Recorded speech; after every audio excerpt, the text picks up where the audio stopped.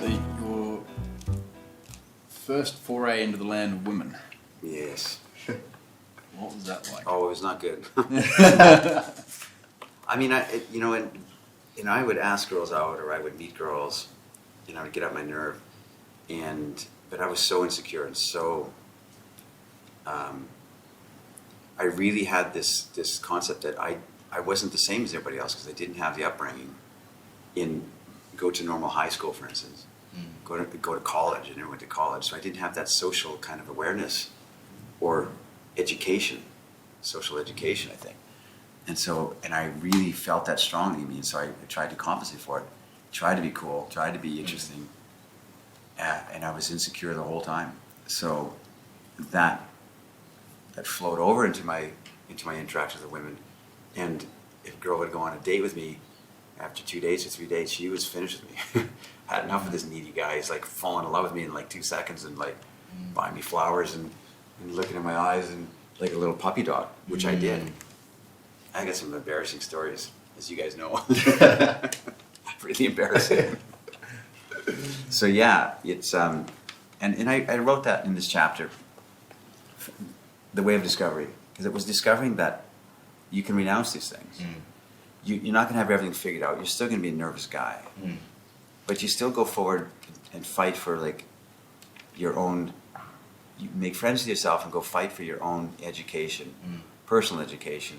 By that I mean your social education and your desire to understand women and to forgive yourself your mistakes. And so and I said in there, which is true. I mean, I know a great deal about the relationship between men and women now, because I'm thinking about nothing else all these years. I know a great deal about the mind and the hearts of women. And women say, well, who do you think you are? But I do. I feel I know a great deal about it. And I'll stand on the earth and I'll own that. But it isn't because I read books about it. I've never read any relationship book in my life. Casanova, that was it. I never read any evolutionary biology books, no clue. I don't know anything about those at all. I've never read anything about, even like self-help books. Never read any of the books that are traditional out there that people say, and my only education in this, and it hasn't been from other men. That's what's remarkable. I didn't learn from, I didn't have anybody to teach me. I was this fatherless kid that didn't have somebody to say, this is how you do it, son. And so my education was at the knee of women. Good and bad. I stayed. No matter what, I wanted to know. And I said, I'm going to take my lumps. I'm going to take my battles. I've gone through everything that any kind of guy who's insecure or nervous or needy has gone through. And I can say that with full authority because I did. I was all those things in large, but I didn't hide in my space, hide in and give up and hide from women and say, okay, this is too overwhelming and women are being all rejecting me.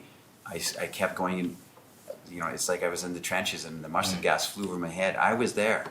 So I can relate to every guy who says, I'm in the friend zone all the time, or this, I can't get up my nerve to talk to girls. I was there. I had all that. So here's a more practical question, because around in this part of the book, there's one of the alabaster pieces, and it describes like what love at first sight might be from your perspective. So you walk into this bar in New York and there's a woman there and she's surrounded by a group of guys and she's on a date with a guy, and it explains like what you see in her right from the very start. And the guy, you say, and I watch your date, poor soul, his paralyzing infatuation so painfully evident, sitting close to you, trying his best to be confident and witty, and scanning your face for approval every time he opens his mouth. For the men who are, guess I could say, lucky enough to catch ourselves in that kind of moment doing that kind of thing. Which is like you get hot under the collar and you're like, I'm not saying the right thing. And I'm losing out here and there's competition. These guys are just walking in. What to do in that situation. That? Oh boy. Because it's in that moment you're caught in the middle of a losing streak. And you can see, I can see it because I've been there. Yeah. And I understand it. And we're all laughing because We have to. But you know, what do you do? How can you save that situation for the guy? It's not savable. But not from outside. But what can a guy, if a guy catches himself, oh wow, I'm in this moment where all of a sudden I've realized just how insecure I am, and that this date is not going well, and I'm stuck and I'm lost. Yeah. Where to go from that moment? You know, you've got to take your lessons. You know, because it's not an easy thing. Like, we all know that feeling of we're doing our best, doing our level best to be interesting and funny to a girl, and her attention's elsewhere, and drifting, and slowly getting further away, and it's a desperate thing for a man, because I know it. I can feel it as I'm talking about it. I've been there, and all of us can relate to that, right? And I'm telling you guys, you can try everything you want to try and resurrect it, or and there's all kinds of instruction out there how to get her to fall madly in love with you.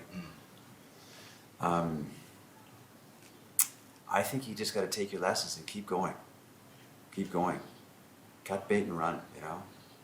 Because that's, to recover that, and to have that girl all of a sudden look at you with the love in her eyes, you know? You've displayed your personality, you've tried all these things, and she's just not your girl. I don't know how else to say that. That to me makes sense. When I say, this is my girl and that's not my girl, that makes 100% full body sense to me. Yeah. And it's an abstract, I don't know how else to say it. There's some girls who are your girls, and some girls who are not. Just the way it goes. You know, and you try to coerce or to manipulate or to adjust or to create this thing happen with this girl who isn't your girl, who's not going to love you for you. She'll love your accent because you're exotic Brit, you know. But to try and that's a lot of work. It's a lot of heavy lifting, and it hurts and it's hard, and it's like the best thing you can do is say, you know what, I'll stay connected to myself. I'll forgive myself everything. I did nothing wrong. I'm doing my best. I'm sincere. Right? I'm sincere. We blame ourselves. If only I was X, if only I was Y, if only I was Z, that girl would like me and not be looking around the room. So then we hit the gym and the next self-improvement workshop and ad infinitum. But all that stuff is layers that mean nothing. There's a lot of guys that are lifting weights and driving fast cars, and they still can't get girls. Yeah. They can't get a girl to adore them. Can't get a girl who wants to take care of them, and they, Rich, you can't go out in that shirt, fix your collar, and you know, who take care of you. Yeah. Which is what we want, right? We want that someone to say, yeah, I like you, and I want to take care of you, and I want you to do good in life, and I want you to be a successful entrepreneur. So I wonder, you know, you're talking about sitting at the knee of women all these years and asking these questions about what has you fantasize about a man late at night when you're alone and you want to know. On a date like that, like this guy in the New York lounge, once you realize that it's gone and you've got to take your lessons, would you pull the ripcord in a way and ask her, like... Yes. Like, feels like we're drifting away, feels like... That's what I did. I thought there was something here, but now it's not. And you get her feedback on her perspective. Yes, and I did that because I was devoted to I made a decision, as it says in there, at one point, and I can't remember when, I said, I'm going to become a student of women. I'm going to become the greatest lover a woman's ever known. That's my goal. I'm going to do that. And so I said, you know, in the service of my studentism, of my wanting to learn, I'm going to ask, you know, like we went on 2 dates and it seemed it was so lively and fun the first date, and the second date was a little bit, you're a bit more distracted. The third date you got to wash your hair or your grandma came to town, right? So I would love to know, and not in a needy way, like why don't you love me? But in service of me, why were you excited and you jumped on the opportunity to go on a date with me the first day, and then you just kind of like got distracted, and I'm curious and I want to know. Not to challenge you, but I want to know. And you know what they would say? I don't know. Because they don't know either. There's something felt different and they never examined it. They say, I don't know, let me think about that. I don't know why. But then they would say, well, maybe it's because of, and slowly you start to get a picture of how you're showing up in the world from women. Women were my instructors. Everything I say in this book there's nothing original to me. I say that there's nothing here that I invented. It came from an education from women. Women have taught me these things about masculine edge, for instance. Women have taught me these things about not dialing down your sexual energy. That's women telling me that, not men. It's been women saying, where's this guy? Where's that feel? How come we don't feel this energy? This is interesting, 'cause I think many people today think you need to learn from other men. I mean, there's a quote, it's a bit controversial, it's a bit edgy, but says, if you want to catch a fish, you don't ask the fish, you ask the fisherman. Right. In other words, if you want to meet Right. women, you don't ask women, you Yeah. ask the fish, you ask the people that are catching them, the guys that are meeting them. But you didn't do that at all. And I'm not saying that's not a bad thing to do. Mm. I'm not saying that guys can't teach you about life. Yeah. And your father, for instance, could teach you about how to ride a bike and how to treat a woman and how to hold an axe and, Yeah. well, my background. Yeah. Modern age, how to fix a computer. Exactly. So that is certainly a possibility that there could be a mentor for you or a teacher for you, a man, right? But it just happened to be that my education was women. And I don't mean the education that women raise a boy to be the way they want him to be. Because women do not know. That's why our mothers do not know how a man should be. And our school systems are all female teachers. And that education, it doesn't have the beauty of the male masculine spirit in it. So a generation gets raised of guys who are sensitive, nice guys, who are great massagers. And the great daters that go on a date with you for hours and ask you about your dreams, right? But there's no spark in them. There's no mystery in them. There's no mystique. And so I didn't have that kind of an education. I was more like trying to date women, trying to get with women, trying to be loved by women, and then trying to understand why, what happened, what worked. When the girl actually responded to me in a way. Why? I've been in bed with girls and said, well, I want to know. Like, here you are, my dear, you sweet girl, and you're in bed with me, and I want to, the next day, and I want to know why. What was it? I don't know. Maybe this, maybe that. I'd love to know, of all of the feedback and insights you got from women through your curiosity, what were the one or two that most stopped you in your tracks? The number one thing that I've been taught by women, and it's been hard hammered into my head, I'm still trying to put my whole grasp around it, is stop hiding your sexual energy. Stop suppressing your sexual nature. That's from women. Over and over and over. I've had 60-year-old women tell me that. Where's that guy? You say you're still trying to? I'm still trying to understand the whole embrace of that. Wow. That's still my journey all these years, is because I'm a highly sexual guy. I love the figure of women. I love the smell of women. I love. It's a delight to me, right? And yet, I'm Canadian. You guys are from the UK and Australia. It's all the same thing, which is eyes front. Make sure you don't offend. Yeah. Make sure that you hide that your sexual nature in this day and age, right? And it's been women have been teaching me, the world needs to feel that. And I talk about it later in the book. It needs to feel that thrusting energy of men. Sounds like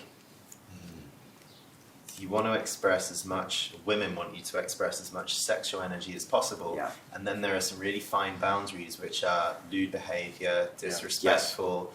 Then there are social graces. Yeah. So it's like, how much can you show and still... There's like pages and pages and pages in here devoted to that balance, because it is upper and lower energy I talk about later in the book. It's huge. And it is could be so misunderstood and so disrespectful and turn into this creepy guy who's all sexual, but it isn't sexual, it's lewd and it's invasive. Yeah. You know what I'm saying?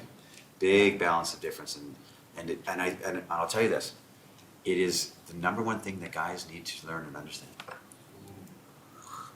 All of us, our whole generation needs to feel that. What does that mean to be a man full of respect and empathy, and yet still have the sexual drive, and not afraid to show it? That is the plight of our modern age.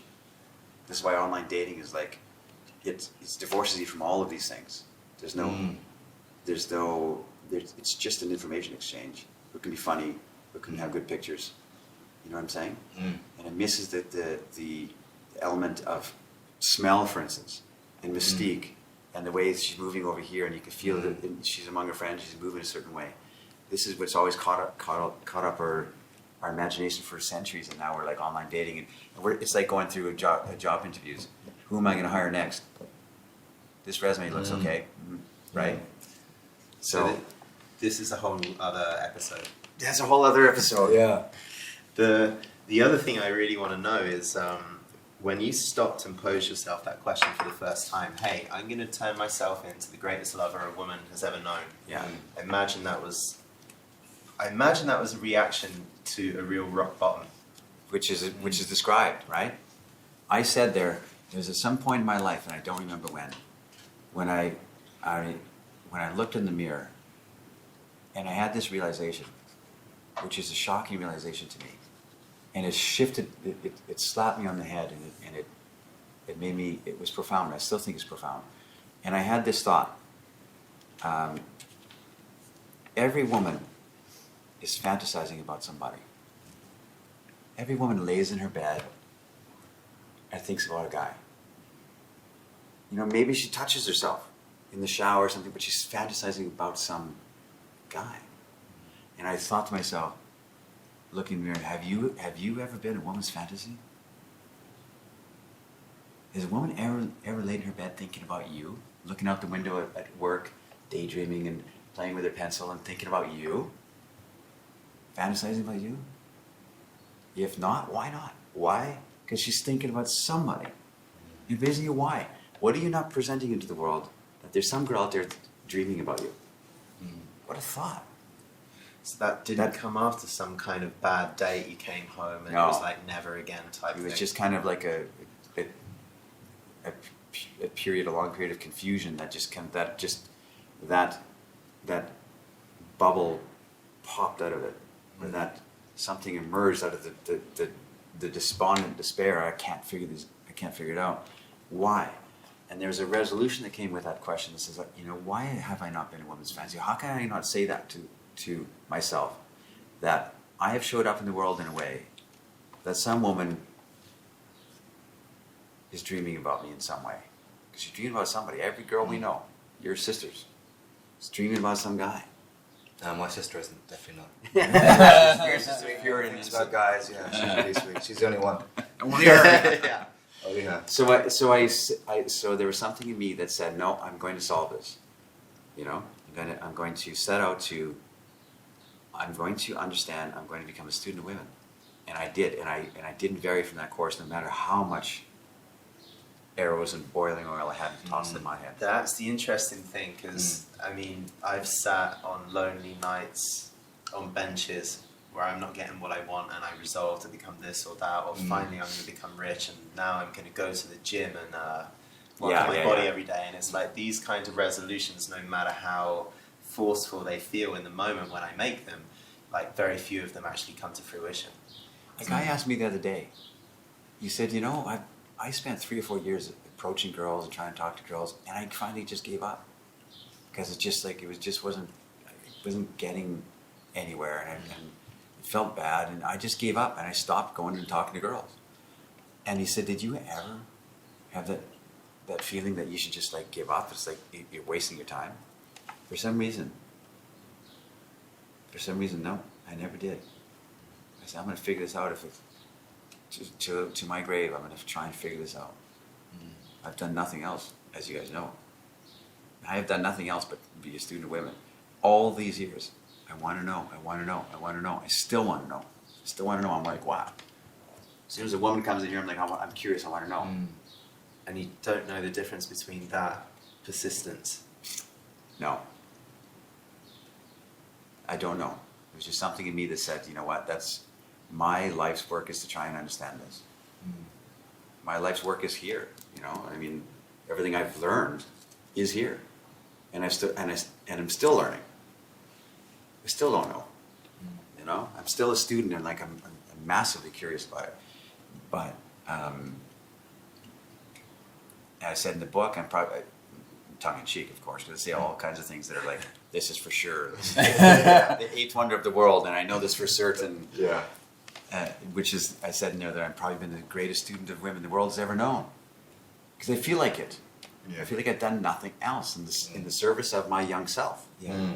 I did it I wanted to have a message for me. Like the very last sentence of this chapter is, maybe it's the talk our fathers never gave us. This is what I'm doing. This is the talk that our fathers never gave us. True that. That's what I feel. That I wish I would have had. I wish I would have had some father would have said these things to me. I would love to know that. You know, like you talk in a later chapter about life's purpose and how it can be important and attractive for a man to have a purpose or a passion or a bliss, you end up calling it. I heard something interesting from David Data, and he says, your life purpose is, you've got it already before you're born, and it stays with you until after you die. It's like a soul's calling which exists beyond the start of this life. Yeah. No kidding. Wonder if that resonates with you, or like, because it seems like you found the thing. I think so. Your life's question. I've always had this curious thought, you know.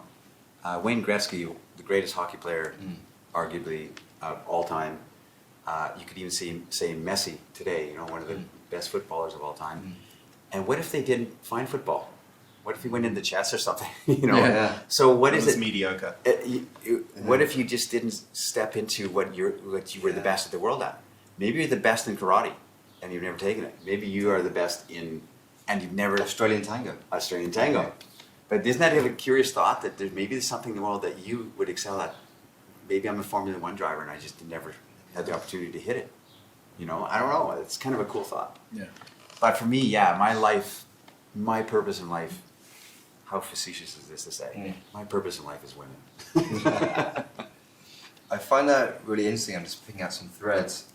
On page 62, there's lots of interesting comments, and Jordan's touched on some of them, about that starting point of your journey. And one is when you asked yourself the question, you said, have I ever been a woman's fantasy? You didn't say, how can I be in a relationship, or how can I have more sex in my life, or how can I do this? It was a big question. And then you say, quote from Hillel the Older, if not now, when? So you've got a big question, and you're giving yourself an urgency to it. You're not delaying, saying, oh, that would be a nice thing to do. There was an urgency. And then you talk about Epictetus, he said, first say to yourself, what would you be? Then do what you have to do. So you had a big question, a big compelling cause, an immediacy, and he had a dedication. Yeah. It seems like you need, for people wanting to get a handle of this in life, or any area of their life, you need those core ingredients. A wish is not enough. You need that urgency, that dedication to, and that rebellious spirit against mediocrities. The alternative is not acceptable. Yeah, you know, and guys have said to me, well, lots of guys love women. Lots of guys. No, they don't. Not like in this. Not in this, to the exclusion of everything else. Almost. You know, I mean, I have something to say about women, and because that's what I studied. If I studied cooking for the last 30 years, 35 years, I could sit here and say, hey guys, listen, let me just tell you a few things I've learned over the years. And they'd be cool things, and I would know, what I'm talking about. And you would say, hey, but this is what I happen to concentrate on. Yeah. I think the one thing for me that categorizes this whole journey of a man who wants to get better with women is that at the beginning, his love for women, like his just heartfelt, unrestricted love for women, is actually his biggest obstacle. Like if he just cared a little bit less, things might be a lot easier for him to get phone numbers, get dates, get laid at the club. True. And I think the question for me is, how can I get this enormous love for women that I felt all of my life and have it not be my biggest obstacle and actually be my absolute biggest strength? Yeah, there's an enormous alchemy in that journey. And hey, that's interesting, because some point along the journey it shifted for me. It shifted from being a liability, this big shield of wall of unknowing. Because I imagine it's not like you were averagely bad with women. You were probably in the lowest 1% of all guys. Yeah. like Yeah. the last kid at the disco. But to not ever get because a of any dance. kind of external trappings of myself, but because of my own self-story and my own self-rejection. Women didn't have to reject me because I rejected myself before I talked to them. I'm going to get up my nerve because Owen said, come on, man, go talk to that girl. But I already know that I'm not good enough for her. That's the fundamental truth of the universe. I can feel it. I will do it anyway because Owen, wants me to do it and challenge me. And I'll go up there with that whole feeling on my face. And no matter how kind and gentle and receptive and wonderful she is, I'm coming back. Yeah, I get it. Yeah, even though she said something nice to me. Yeah. Right?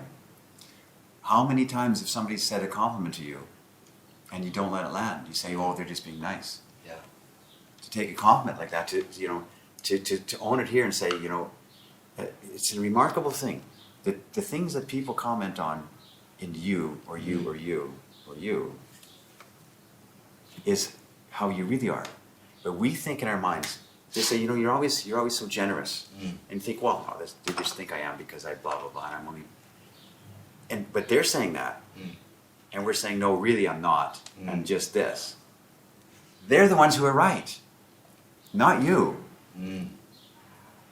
The way the world comments on you is how you really are. That's how you're being received. That's who you are. What you think you are internally is not. So if you think with the girls that I'm not, she can be nice to you. She can say, "Hey, well, listen, how many times this happened?" She says, "It was nice talking to you. Yeah, let's get together and let's go to get. I'm free on Thursday night." I can't tell you how many guys said to me, and I did too. Well, I better not call her because we self-sabotage and think, well, no, she's just being nice. And she doesn't really, I could tell in her voice a little bit, she didn't really want to. So we talk ourselves out of it. We talk ourselves out of it. Say, no, it wasn't really the way it appeared. Really, she's just being nice to me, she's taking pity on me. And I'm not kidding, this is a strong thing for a lot, I've coached a lot of men. This is a thing they talk themselves out of it and they don't call. Did you call the girl? She said, no, because I think that she's, I get the sense that she's still thinking about her boyfriend. Huh? So they bail out, and she's like, huh? So that's strong, that we bail out ourselves. I said later in the book, we think it's the fear of rejection that keeps us small, but I think it's even more the fear of success. Yes. Because if that girl does like us and does want to see us on Thursday night and does want to date us on the weekends, and now I gotta be interesting. Now I gotta clean my nails. Now I've gotta get out of my basement suite and stop playing World of Warcraft all weekend. And now I have to be interesting and I have to be dynamic. And it's easier to complain about stress. this. What a stress! Yeah. It's easier to just go back into my cave and wish I had a girlfriend. And the girls are being mean to me and. It's easier. It's also like maybe a psychological thing. It's a safety thing. If you know that you can say in your head like, "Oh, she'd never like me," you're in your comfort zone. To think that, to have the thought of, actually, this incredible woman might actually like me. What do I do then? That's going to shatter your view a bit. Because I'm not good enough for her. Exactly. And everything she says from that point on is like, well, she can't see the real me, and once she finds out the real me, she'll know the truth. That is huge in the minds of men. She'll know the truth. So they self-sabotage. They might have a girlfriend who they think is, for some reason, out of their league, and they pick and pick and pick and self-sabotage until she's. There's a great movie with Penelope Cruz and Ben Kingsley called Elegy, not Eulogy, Elegy, and it has that kind of a theme. He's an older guy, and he's an older professor, and a young student who's just in love with him. And the whole movie, he's thinking, why would she be in love with me? I'm old, and she's hanging out with these cool young friends her age. And there's one stage in the movie, she says, why can't I just love you? Why can't you just let me love you in a simple way? It's got to have these layers of social stuff. And he sabotages. And that's guys do all the time. Yeah. Even with the girl they just meet in a coffee shop. The same thing, they self-sabotage it. Because I knew it, Reality. That's a great Yeah. thing to see, actually. So that was me. The journey of discovery. Never ending.